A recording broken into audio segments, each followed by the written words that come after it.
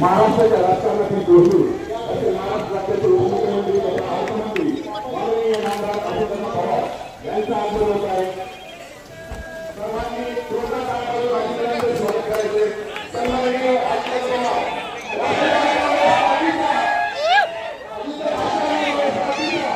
नामदार अजितदादा पवार साहेबांना विनंती करतो या विराट सभेला संबोधित करावं. निवेदक ना यांना कोणी शिकून आणलंय कोहिनूर त्याला आपण हाड मासाची माणसं कुठला कोहिनूर काढलाय. थांबरे बाबा मी राष्ट्रवादीच आहे काही याला अक्कल अशी मग बोललं की टीव्हीला दाखवतात दादाने याचा अपमान केला. अरे माझं मला कळतं 35 वर्ष घासून घासून इथं आलोय. घरापासून आता कुठे काही डिस्टर्ब करू नका. आपल्या सर्वांचे वडीलधारी आणि या तालुक्याचे माजी आमदार माननीय विनायकराव पाटील. माझ्या राजकीय जीवनाची सुरुवात झाली तेव्हा पण मी विनायकरावने आम्ही सुरुवातीच्या काळामध्ये 90 ते 95 त्या काळामध्ये आम्ही एकत्र काम केलं. तसंच माजी आमदार संजय मामा शिंदे, जिल्ह्याचे अध्यक्ष राष्ट्रवादीचे उमेश पाटील, कल्याणराव काळे, बापूसाहेब जगताप, दादासाहेब साठे, वामनराव उबाळे, लतीफ तांबोळी, दत्ताजी काकडे, सुरेशराव बागल, गणेशराव बागल, वाहिद शेख, मस्जिद बागवान, तात्या तरंगे, वसीम मुलानी, प्रशांत ख्रिस्ती, दादा गोरे, बाळासाहेब गोफणे, आप्पासाहेब उबाळे, संदीप मांडवे, प्राध्यापक रवींद्र ननावळे, आकाश जगताप, बाबासाहेब गवळी, संतोष शिंदे, सौरभ परबत, नागेश जाधव, राष्ट्रवादी काँग्रेस पक्षाचे तसेच आरपीआयचे आमच्या सर्व मित्र पक्षाचे उपस्थित असणारे सर्व मान्यवर, माझ्या कोडवाडी परिसरातील जमलेल्या माझ्या लाडक्या बहिणी, माझे बांधव, माझे व्यापारी बंधू, वेगवेगळ्या क्षेत्रामध्ये काम करणारे कोडवाडीचे सगळे माझे कष्टकरी, तसंच पत्रकार मित्र बंधू भगिनींनो, माझ्या तरुण मित्रांनो थोडासा यायला उशीर झाला त्याच्याबद्दल दिलगिरी व्यक्त करतो. एकंदरीतच कुडवाडीला उद्याच्या 5 वर्षाच्या करता या नगर परिषदेची सूत्र कुणाच्या हातामध्ये द्यायची अशा प्रकारचा महत्वाचा निर्णय माझ्या कुडवाडीच्या जनतेला घ्यायचा आहे. आणि साधारण इथं संख्या जर बघितली तर 23,500 इथली मतदारांची संख्या आहे. कुडवाडी हे फार तसं बघितलं तर एक जुनं शहर, रेल्वेचं एक महत्वाचं जंक्शन, मिनी भारत म्हणून माझ्या कुडवाडीकडे बघितलं जातं. अनेक जाती धर्माची लोक इथं गुण्यागोविंदांनी राहतात. इथं माझा विशेषतः मागासवर्गीय समाज आहे, त्याच्यामध्ये मातंग असतील, चर्मकार असतील, नवबौद्ध असतील, वेगवेगळ्या समाजाचे घटक तिथं आहे. माळी समाज इथं आहे, मुस्लिम समाज आहे, धनगर समाज आहे, मराठा समाज आहे आणि इतर अनेक वेगवेगळ्या छोट्या मोठ्या जातीचे समाज इथं आहे. आणि एक महत्वाचं जंक्शन असल्यामुळं ह्या सगळ्या परिसराला भारताचं साधारण जे काही चित्र आहे तशा पद्धतीचं चित्र आपल्याला कुर्डवाडीच्या परिसरामध्ये पाहायला मिळतं.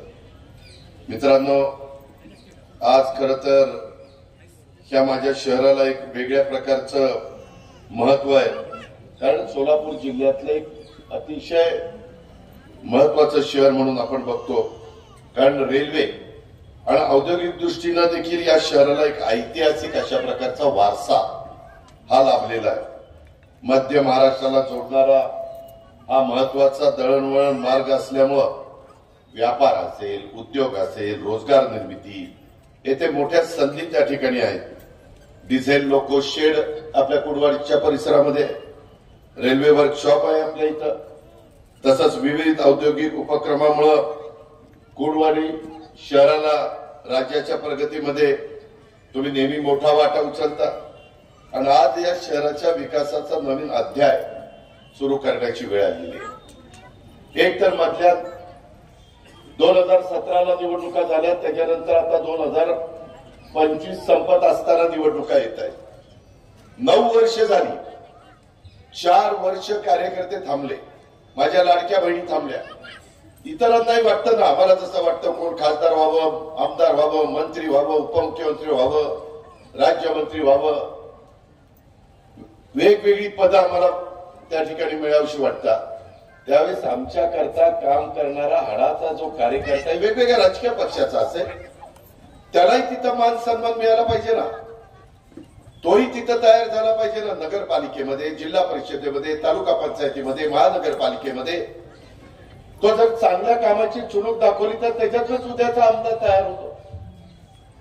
त्या आमदारातनच उद्याचा राज्यमंत्री, मंत्री, उपमुख्यमंत्री, मुख्यमंत्री तयार होतो, खासदार तयार होतो.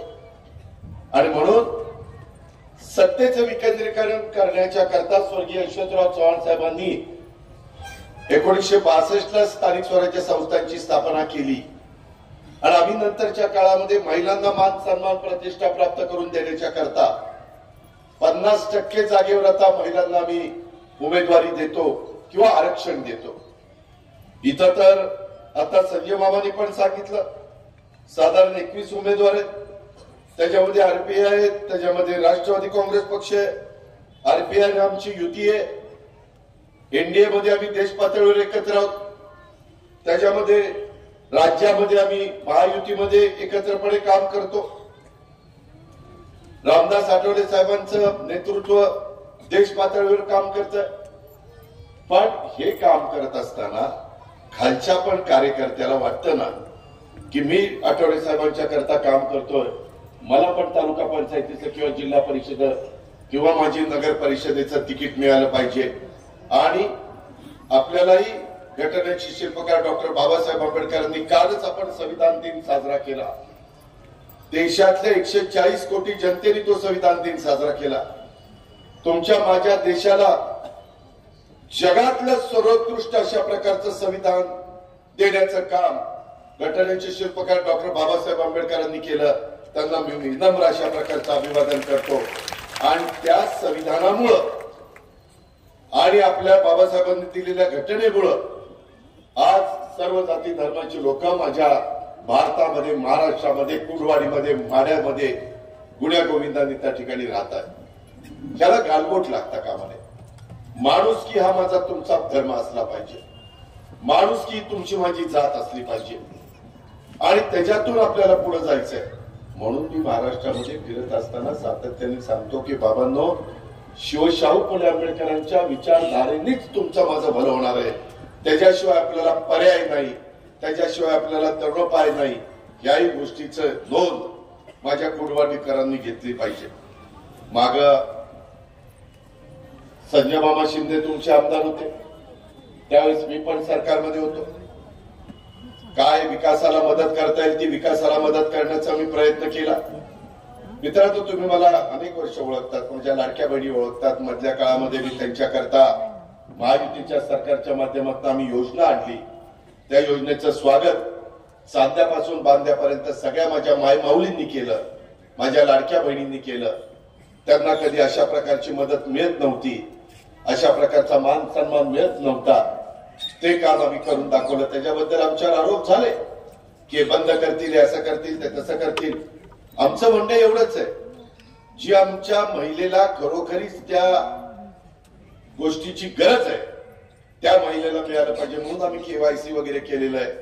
त्याच्यातनं खरोखरीच त्या लाभार्थीला तो लाभ मिळावा, त्या माझ्या मायमाऊलीला मिळावा, त्या माझ्या मुलीला मिळावा, त्या माझ्या बहिणीला मिळावा, ही त्याच्या पाठीमागची आमची भावना आहे. आम्ही दिव्यांगांच्या करता आता 1,500 2,500 रुपये महिना त्यांना मदत त्या बाबतीमध्ये जाहीर केलेली आहे, ती आम्ही देतोय.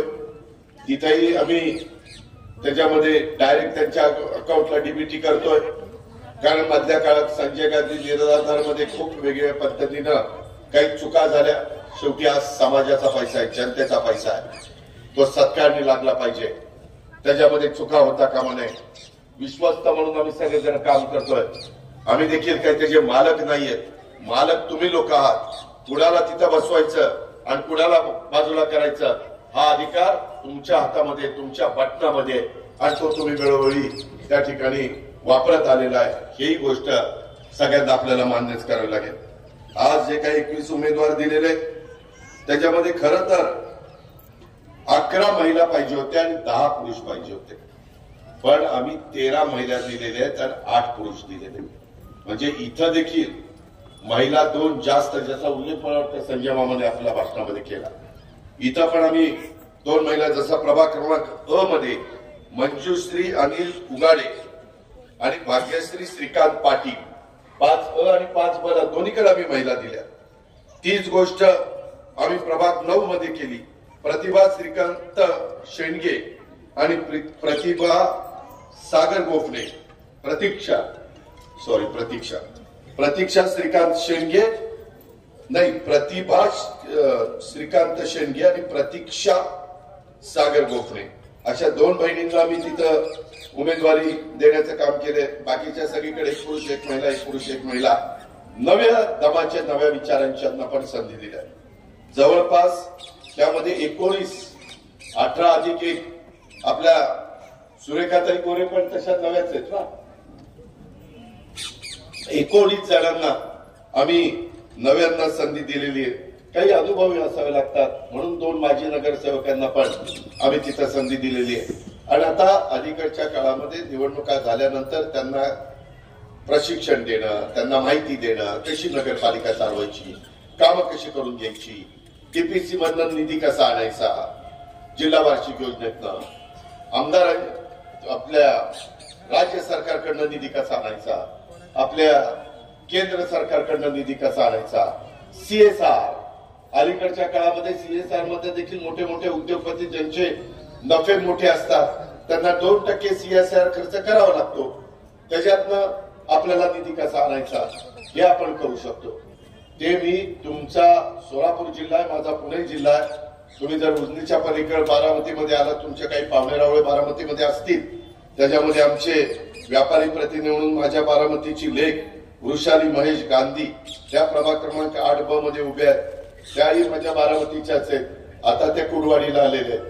अशा पद्धतीनं त्यांना विचारा बारामतीच्या काय परिस्थिती केली, कशा पद्धतीनं बदल केला. इच्छाशक्ती पाहिजे. माझ्याकडे तुम्हाला असा कचरा विसरा कुठं उघड्यावर दिसणार नाही.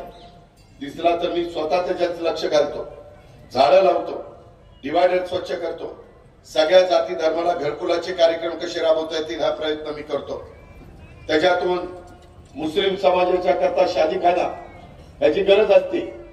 समाजातल्या घटकाला दफनभूमी, स्मशानभूमी इथल्या बसणाऱ्या माझ्यासहित प्रत्येकाला काळाचं नियतीचं बोलावणं आल्यानंतर जायचंय. इथं कुणीच कायमचं राहायला आलेलं नाहीये. हे परंपरेने चालत आलेलं आहे. पण उद्याच्याला त्याला जाताना तिथं व्यवस्थित दफनभूमी आहे का, त्याला तिथं व्यवस्थित स्मशानभूमी आहे का, त्याच्याबद्दलचा शादीखाना तिथं आहे का, इतर समाजाच्या करता बुद्ध विहार असेल किंवा बाकीच्या ज्या काही सुविधा असतील, समाज मंदिरं असतील, हे तिथं आहेत का, हे बघायचं असतं, हे करायचं असतं. त्याच्याशिवाय त्या शहराचा सर्वांगीण विकास होऊ शकत नाही. आता पंतप्रधान आवास योजनेमध्ये करोडो रुपयाचा निधी, शिवराज सिंग चौहान साहेब पण ग्रामविकास खात्याचे केंद्रातले मंत्री आहेत, मध्य प्रदेशचे अनेक वर्ष मुख्यमंत्री होते. त्यांनी आपल्याला उद्दिष्ट वाढून दिलंय. इथल्या माणसाला प्रत्येकाला हक्काचं घर आणि जागा नसेल तर जागा मिळाली पाहिजे, तो त्याचा नैतिक अधिकार आहे. जसं राईट टू एज्युकेशन, प्रत्येक मुलाला मुलीला कंपल्सरी शिक्षण हे मिळालंच पाहिजे, तशा पद्धतीने ती गोष्ट आहे. उद्याच्याला आरोग्याची परिस्थिती चांगली ठेवली गेली पाहिजे. इथून महत्वाचे रस्ते गेलेले, त्याच्यामध्ये कुठं अडचण आली, कधी कुठला प्रसंग येईल सांगता येत नाही. त्यावेळेस त्यांना आरोग्याच्या करता व्यवस्थित उपचार करण्याच्या करता सुविधा पाहिजे. मध्ये करोनाचं संकट आलं, काय परिस्थिती झाली, माणसं बेदरून गेली. कितीतरी तुमच्या माझ्या जवळची जीवाभावाची माणसं आपल्याला सोडून गेली. अहो, पहिले 4-5 दिवस तर करोना झाल्यानंतर एखाद्याचं दुःखद निधन झालं तर घरातली लोक देखील हात लावत नव्हती. बाहेरच्या माणसाला आणावं लागायचं आणि त्याची डेड बॉडीची विल्हेवाट लावायला लागायची. झालं ना असं. किती डॉक्टरांनी मेहनत घेतली, किती माझ्या नर्सेसनी मेहनत घेतली, किती माझ्या पॅरामेडिकल स्टाफने मेहनत घेतली. स्वच्छता, दूध.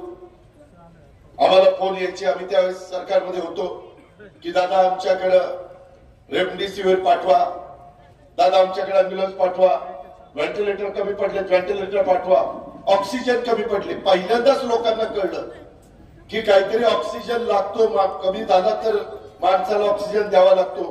इंडस्ट्रीचा सगळा ऑक्सिजन बंद केला आणि सगळ्या माणसांना त्याची व्यवस्था केली. या गोष्टी आम्ही केल्या, त्याच्यामध्ये कुठली अडचण येऊन दिली नाही. आणि नंतर वॅक्सिन आपल्याच पुण्यामध्ये सिरम इन्स्टिट्यूट आहे, त्यांच्याकडनं घेतलं आणि सगळ्या आपल्या राज्यातल्या सर्व जनतेला तिथं वॅक्सिन देण्याचं काम केलं. प्रसंग आल्यानंतर त्याच्यामध्ये कुठल्याही पद्धतीनं नावमेद न होता, पळपुटेपणा न दाखवता, हिमतीनं, धीरानी त्या प्रसंगाच्या समोर जायचं असतं. ते काम आम्ही या ठिकाणी करतोय. म्हणून मी तुम्हाला सांगायला आलोय की उद्याच्या निवडणुकीच्या निमित्तानं इथे आरपीआय आणि राष्ट्रवादीचे उमेदवार उभे केलेले 21 उमेदवार. घड्याळ यांची कोड आहे. घड्याळ ती मागाशी गमच्या टाकत होते,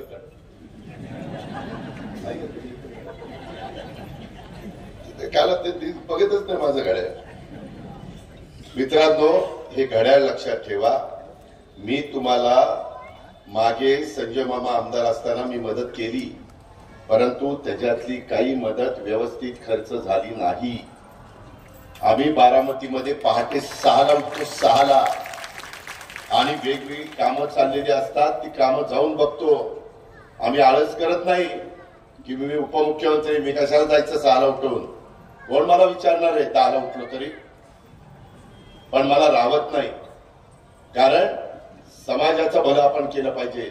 आजचा गेलेला दिवस परत येणार नाही, आत्ता गेलेला मिनिट परत येणार नाही, आणि त्याच्यामुळे मिनिट महत्वाचा आहे, तास महत्वाचा आहे, दिवस महत्वाचा आहे. आणि त्याच्याकरता आपल्याला सगळ्यांना काम करावं लागतं. म्हणून आम्ही लोकांचे प्रतिनिधी आहे. म्हणून जनता 8-8 वेळेला आम्हाला निवडून देते. 8-8 वेळेला लाखांच्या मतांनी निवडून येणं येरागवाळ्याचं काय? मी आता मुंबईला चाललो, ये मुंबईला.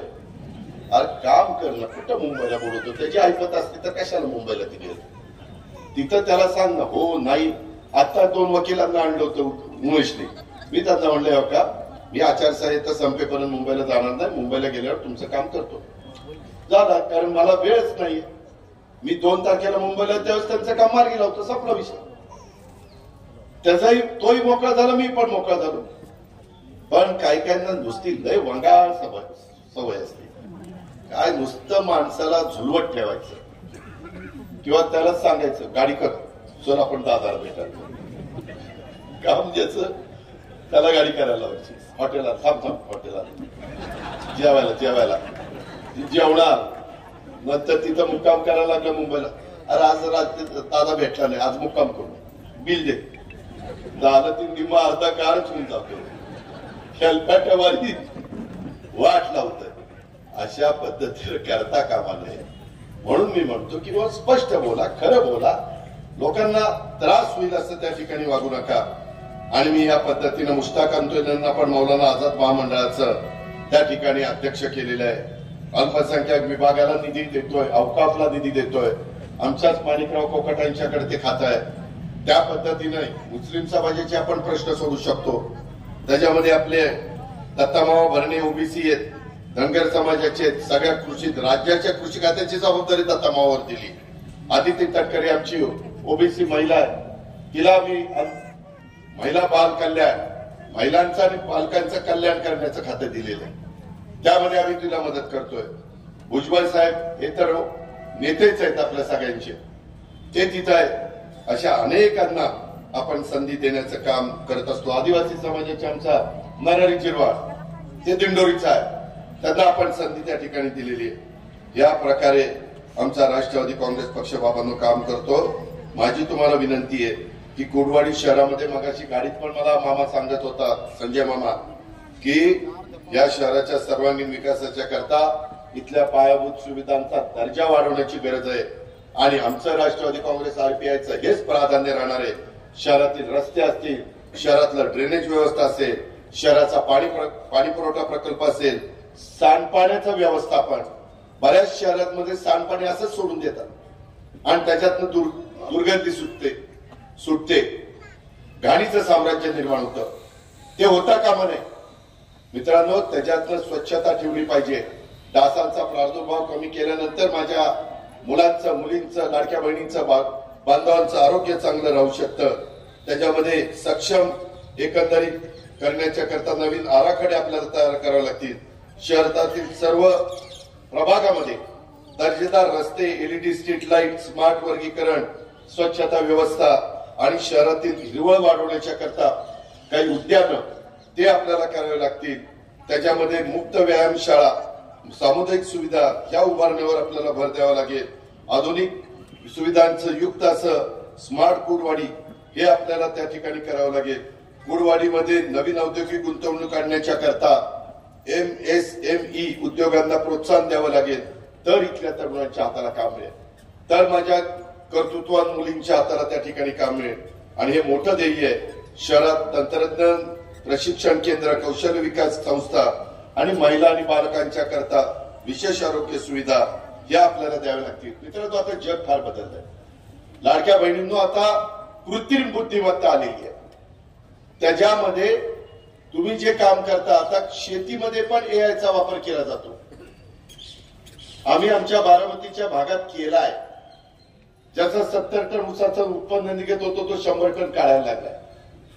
ते कृत्रिम बुद्धिमत्ता, आर्टिफिशियल इंटेलिजन्स त्याला म्हणतात. ते तुम्हाला सांगतं की आज ऊसाला फक्त अर्धा तास पाणी द्यायचं, ठिबकने अर्धा तास पाणी द्यायचं. पाऊस पडल्यावर ते सांगतं आज पाणी द्यायचं नाही. त्याच्यातनं 50% पाण्याची बचत होते. बळीराजा शेतकऱ्यांनो, खताची 50% बचत होते. आणि जो 60-70% टन काढत होता तो 100 टन काढायला लागला. जो 100 टन काढत होता तो 140 टन काढायला लागला. आज जो 25-30 टन काढत होता तो 70 पर्यंत पोहोचला. पुढारी असलेच असतात. 25-30 टन ऊस दिपलं. गाजरगाव तिथनं तिकडे दिसतंय, ह्या काटातनं त्या काटात. अशा पद्धतीनं चांगली शेतीवाडी करा ना. त्याला सरकार मदत करत आहे, त्याला VSI मदत करत आहे. ते केल्याशिवाय तुमचा माझा प्रपंच चांगला होणार नाही. उसाला दर दिल्यानंतर मुलाबाळांचं शिक्षण, लग्न कार्य, घरदार ह्या सगळ्या गोष्टी कराव्या लागतात. उद्या त्यांच्याकडे पैसा आला तर कुडवाडीच्या बाजारपेठेत पैसा येईल, इथली दुकानं चालतील. माझ्या शेतकऱ्याकडे, शेतमजुराकडेच पैसा नाही आला तर बाजारपेठेमध्ये पैसा कुठे येणार आहे? हे चक्र आहे. सगळं आपण एकमेकावर अवलंबून आहे. आणि म्हणून बाबांनो, या सगळ्या गोष्टी आपल्याला करण्याच्या करता उद्याच्या 2 तारखेला अनेक जण येतील, त्यांचं सांगतील. पण तुम्ही विचार करा कुडवाडीकरांनो, तुमच्याकडं भाषण करायला आल्यापैकी कुणाचं शहर स्वच्छ चांगलं आहे? जे स्वतःचं शहर स्वच्छ चांगलं करू शकतो तुम्हाला विकास कामाच्या करता मदत देईल, त्याबद्दल तुम्ही काळजी करू नका. परंतु कधीतरी ह्या भागातनं जाताना येताना आम्ही दिलेले पैसे त्याच कामाकरता वापरले जात आहेत का हेही आम्ही बघणार. तर त्या ठिकाणी सुधारणा होती. नाहीतर आम्ही वर्ण द्यायचो तिकडे तिसरीकडे झील पाहिजे. जनता आमची तशीच, लाडक्या बहिणी माझ्या तशाच, त्याला काय अर्थ आहे? माझे बांधव तसेच. आणि उद्या म्हणायला जे आलं ते अजित पवार आलो तर लय वर तोंड करून बोलत होता हो. पण कुठं काय, काहीच झालं नाही आपल्याकडे. आज कुडवाडीचा कचरा मी येताना हेलिकॉप्टरने आलो, मला आता रहिमतपूरला जायचंय. मामाला म्हणलं बघ कचरा कसा आहे, कुठेही कचरा टाकतात राव. काय मला काही कळतच नाही. अहो, तुमचं शहर तुम्ही सगळ्यांनी मिळून बकाल ठेवू नका ना. मी परवा एक शब्द वापरला तर लगेच मला फार टीव्हीवर नको नको करून टाकलं. माझं शहर चांगलं आहे. बकालपणा इतर शहरातला कमी झाला पाहिजे का नाही? शहरामध्ये गोरगरिबांना, ज्यांची हातावरची पोट आहे, दिवसभर काम केल्यानंतर संध्याकाळी चूल पेटती, त्यांनाही हॉकर झोन दिला पाहिजे ना. टपऱ्या विरहित शहर असावं हे मला मान्य आहे. पण टपऱ्यामध्ये जाणारा माणूस का टपऱ्यामध्ये जातो? तो गरीब असतो, त्याला परवडत नाही. त्याच्याकरता हॉकर झोन करता येतो, वेगवेगळे स्टॉल करता येतात. ते स्टॉल अशा पद्धतीने बसवायचे की त्याला ट्रॅफिकला अडथळा होता का? मला ट्रॅफिक पण सुरक्षित झालं पाहिजे. तिथंही कुठला अपघात घडता कामा नये. तिथं मुलांची मुलींची शाळा असेल तर तिथं स्पीड ब्रेकर टाकला पाहिजे. जिथं श्रद्धेचं ठिकाण असतं, मग ते कुठल्याही जाती धर्माचा असू द्या, तिथेही लोक ज्या देवदर्शनाच्या करता जातात, पूजा अर्चेच्या करता जातात, नमाज पडायला जातात, जे काही त्यांना करायचं असतं त्या करता जातात, त्यावेळेस तिथेही स्पीड ब्रेकर पाहिजे. कारण एखादा नवीन वाद असला तर ते जोरात घेऊन लोक जातात. आपण बघतो सीसीटीव्ही कॅमेऱ्यामध्ये. परवा आमच्या गावीत ताई त्यांच्या नातूला घेऊन फिरायला चालले होते सकाळी. मग आमदार होत्या आमच्या निर्मला गावीत, इगतपूरच्या मला वाटतं आमदार होत्या. परंतु दुर्दैवानी म्हणजे ते आता वयस्कर झाले, तर नातूला घेऊन चालले होते. ते गाडी आली त्यांनाच उडवलं. तर आता दवाखान्यात आहे. सांगायचं तात्पर्य, काही काही जण सकाळी चालायला जातात. तुमच्यातल्या पण काही माझ्या लाडक्या बहिणी जात असतील, पुरुष मंडळी जात असतील. चालायला जागा पण पाहिजे ना, कसरत चालत जाणार आहे. जॉगिंग ट्रॅक पाहिजे, ग्राउंड पाहिजे, उद्यान पाहिजे, त्याच्यामध्ये सोयी पाहिजे, लहान मुलांना खेळण्याच्या करता खेळणी पाहिजे. तुम्ही माझ्या भिगवण रोडला या, बारामतीतनं कसा भिगवण रोडच्या मध्ये लोकांना फिरायला ट्रॅक 5 किलोमीटरचा ट्रॅक आहे. ज्याला 1 किलोमीटर फिरायचं त्यांनी 1 किलोमीटर फिरवा, ज्याला 2-2, 3-3 दमला लगेच तिथं बाकडे बसायला. टेकायला नाही केलं, नाही तर ती झोपल तिथं बसण्यापुरतं, विश्रांती घेण्यापुरतं. नाहीतर एखादा टाकायचं कोण रे कोण मला उठवत आहे. मित्रांनो, असं नाही.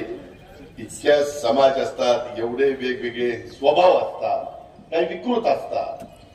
असल्यांना आपल्याला खऱ्यासारखं बाजूला करायचं आहे.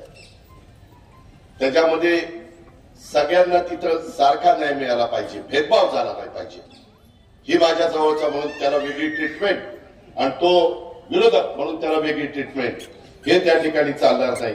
अशा पद्धतीनं मित्रांनो आपल्याला सगळ्यांना पुढे जायचंय. म्हणून माझी विनंती आहे, खूप जण येतील.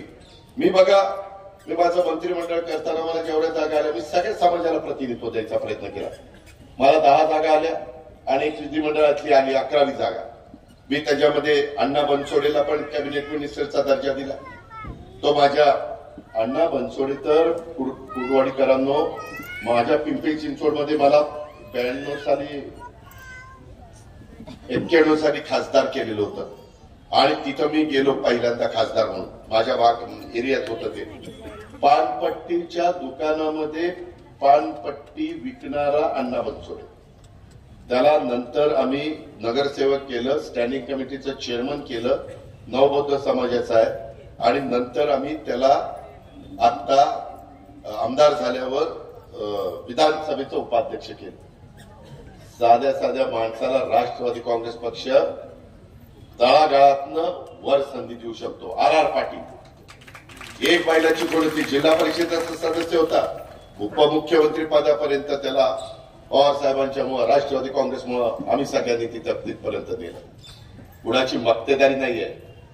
ज्याच्या अंगात कर्तृत्व आहे, ज्याच्या अंगात नेतृत्व आहे. मग माझी लाडकी बहीण, ती पण जर उद्या कर्तृत्व नसेल तर तिला संधी मिळाली पाहिजे. का नाही मिळाली पाहिजे?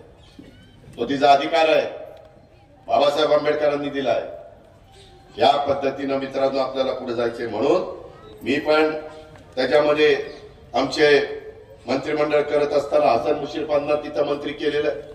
वैद्यकीय शिक्षण सारखं महत्वाचं खातं आहे. सना मलिक म्हणून आमची मुलगी आहे, तिला आम्ही आमदार केलेलं आहे. इद्रिस नायकवाडीला विधान परिषदेमध्ये एक देखील मायनॉरिटीचा आमदार नाही, फक्त राष्ट्रवादी काँग्रेस पक्षाचा इद्रिस नायकवाडी त्याचा आमदार आहे. फक्त मी जे बोलतो ना, शिवशाहू फुले आंबेडकरांच्या विचारधारेने चाललेलं आहे. मी कृती देखील करतो. मी शब्दाचा पक्का आहे, मी कामाचा माणूस आहे. मी उगीच हेलपाटेवारी लोकांना